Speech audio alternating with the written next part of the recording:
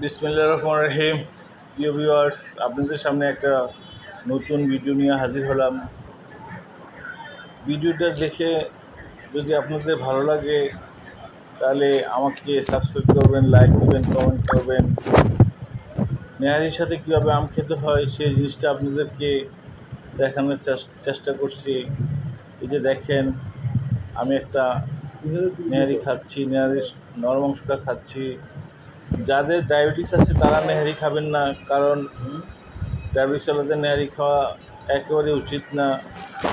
আমার যদিও সামান্য কিছু ডায়াবেটিস আছে, তবুও আমি নেহারি খাচ্ছি, কারণ বছরে কোরবানিদের পরেই নেহারিটা সাধারণত খাওয়া হয়, তাই নেহারিটা খাচ্ছি। না খেতাম না।